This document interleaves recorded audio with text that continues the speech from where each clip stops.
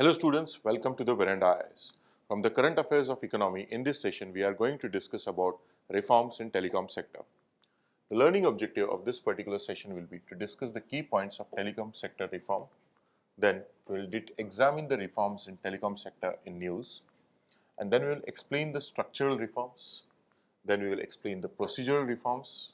And then we will list the significance of these reforms in the telecom sector. And finally, we will outline the way forward. So with these learning objectives, let's move on and understand the key points of telecom sector reform. Now, payment of statutory dues by the telecom businesses, including adjusted gross revenue and spectrum cost, is on hold for 4 years. So this is basically on hold, so that requires some policy measures and all those things. But here the concept is of AGR, that is adjusted gross revenue. It's a very simple concept. Just see here, the definition of AGR has been simplified by removing telecom businesses non-telecom revenues. So if the telecom company is having like X revenues, out of that X revenues, one is from the telecom sector, one is from some another sector. So when you remove that another sector, that gives you the adjusted gross revenue. Understood? It's a very simple concept as such. The automatic method has been approved for 100% FDI, or we can say foreign direct investment in the telecom. This is also very important point for the prelims. You should know automatic way of foreign direct investment is approved up to 100%. So 100% FDI is allowed.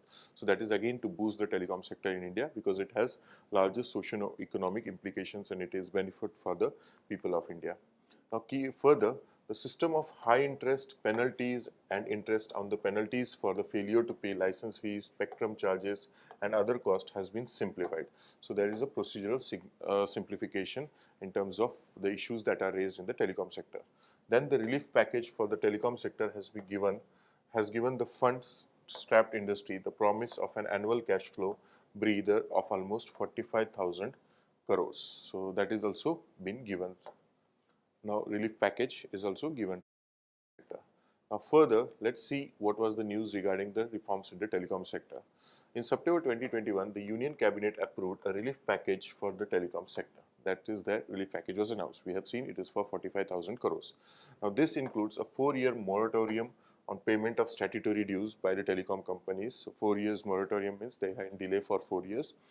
Telecom companies, as well as allowing 100% FDI through the automatic route. Then further, Telecom and IT Minister Ashwini Vaishnaw said the government was open to greater changes in the sector and requested business ideas on a variety of topics. So they asked the minister said that he is open to the ideas, informations and all those things. So he said variety of topics, including enhancing service quality. That is important thing in the telecom sector. We all know there are issues like call drops still existing, or network coverage are lacking in some regions. So enhancing the service quality, then closing the digital divide. This is very important. If we have to consider the socio-economic benefits of the telecom sector in India, then the digital divide has to be reduced in India, and maintaining the security of the telecom network. So these are all what we can say the reforms in the telecom sector that were there in the news. Now after that, let's move on and see the structural reforms which are required in the telecom sector. The first one is rationalization of adjusted gross revenue.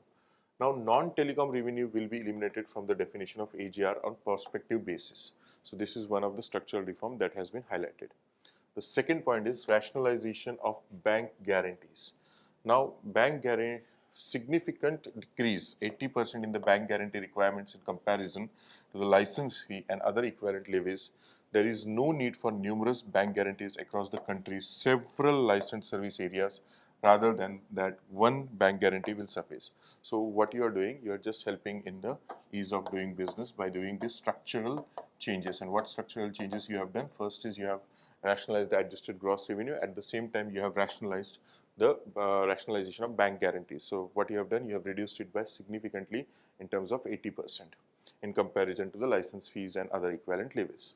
So further, in structural reform, now interest rates have been rationalized, penalties have been eliminated. So this is again one very significant structural reform. Because of this, again there will be much more larger investment, or again we can say it will give boost to the telecom sector in India. Now from 1st October 2021, late payments of this LF spectrum usage charges will incur interest at the rate of State Bank of India's marginal cost of fund based lending rate. We have studied marginal cost of lending rate in the traditional path plus the 2%. So it will incur interest rate only at this. So what is it? Marginal cost of funds based by lending rate plus 2% will be the interest rather than MCLR plus 4%. So the interest rate has been reduced by almost 2%. Now interest will be compounded yearly rather than monthly. So that is again beneficial for this sector, and penalty and interest on the penalty will be eliminated. So these are again the structural reforms that have been brought in rationalization of the telecom sector, or for benefit of the telecom sector in India. Now let's move on and see the procedural reforms. The first one is fixed auction calendar. Now this gives, now when you have fixed auction calendar, what will happen? We will have the companies which are interested into auctions and all those things of the spectrum. They will have a pre-planning systems. Now it was earlier like they used to happen sometimes in this quarter, other years in some different quarters. So there used to be a mismatch and all those things issues were there. So now what it says, the spectrum auctions will be typically take place in the fourth quarter of each fiscal year. So now they have given a, okay, in this period it will happen. So if it happens in that time, so then it is a procedural reform. Why? Because any time when you have in year, you just cannot say that we will be having the auction calendar in this year. There has to be some kind of preparedness on the parts of companies too. Then promotion of ease of doing business. We all are saying that even what you can say, the structural reforms are using or contributing to doing the ease of doing business. So here technically from the licensing and all point of view, what are the procedural reform? Let's see. It's onerous licensing. Onerous means numerous and tedious licensing requirements under the 1953 Customs Acts have been removed. Notification for wireless equipment. Self-declaration has been substituted. So these are the points under the promotion of ease of doing business. Further, reforms to know your customer. So now earlier when you have to take the SIM cards and all those things, know your customers was mandatory. Even today it is mandatory, but the process has been simplified. How? Self KYC is permitted through an app. So now if I have to do this KYC, I can do that. Now for doing that KYC, companies had to spend some amount, and it was a tedious task getting the documents, going back, verification and all those things. But now it is possible through an app itself. So that is simple procedure. So they have simplified the procedure. The eKYC fee has been reduced to 1 rupee. Transferring from prepaid to postpaid or vice versa will not necessitate a new KYC. This is again a structural or procedural change. Now again it helps the even the common person also, like if you have to change the mobile from prepaid to postpaid or vice versa, or whatever changes you have to do, every time you needed to do a KYC, then you have to wait for the what you can say, activations and all those things. But now even you can do that KYC and it can be done from the apps and all those things. So this is simple thing. So only once you require the KYC. This reform is good for the companies also and also for the individuals. Now, what is the significance of this reforms? So, in first thing, investment and the job creation. Now, telecom sector is very significant sector in India, and it is one of the most successful sector in India when it comes to the investment and the job creation. So, let's see.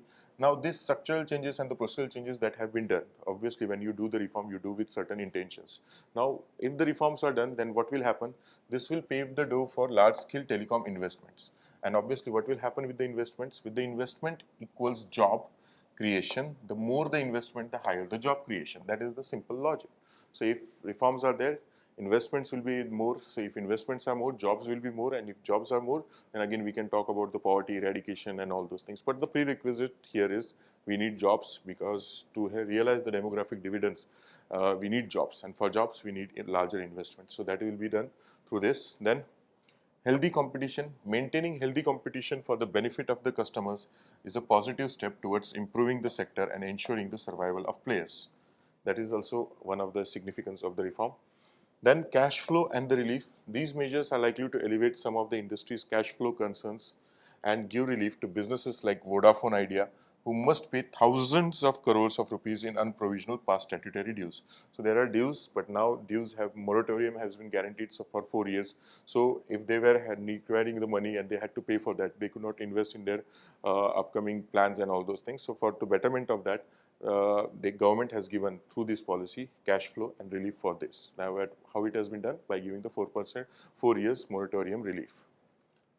Now further, reducing non-performing assets. The telecom package provides assistance to banks by reducing the risk of vulnerable operators defaulting. So relief has been provided, and that relief will be helping in reducing the non-performing assets. So that is also one of the very significance of the reform. and then increased repayments, the government's actions will assist businesses in conserving cash and will greatly boost the likelihood of payback over the next 3-4 years. So rather than punishing them, and what will happen that they have not paid the dues. So what I will do, I will punish them. So with the punishment, what will happen? They will suffer, and obviously at the end, what will happen? They will not be able to pay the dues also, and they will also be suffering. So better way is what? Give them the chance. So if they have given the chance, so in next 3-4 years, if they perform well, and because of these structural reforms, they will perform well, and if they have the money, they will return. So that is a positive step towards that. So increased repayments can happen, and which can be seen in the next 3-4 years. So what is the way forward now? Now the removal of non-telecom income from the definition of AGR as well as the elimination of penalty is a much needed move. So that has been done. We have discussed that. The government should step in to set sustainable communication floor pricing just as it did in civil aviation sector to safeguard the competition. So sustainable communications floor pricing. So basic floor pricing has been is needed, and that it is actually done in the civil aviation sector. So then again, if there is a competition, it should not be like one company having the resources giving free every other thing. So that cannot happen. Now then, to address the huge losses in the balance sheets of the majority stakeholders, more work is required. So more work means more reforms, but at least now we have a start, and with that start, at least we can hope that telecom sector in India will have new energy and it will be performing well in the coming years. So with that, let's summarize what we have learned. We have learned key points of telecom sector reform. Then we studied reforms in telecom sector in news. Then we studied the structural reforms, procedural reforms, and the significance of the reforms. And then finally, we studied the way forwards. So with that, I hope you have understood whatever we have discussed in this particular session. That's it for this session. See you in another one. Thank you.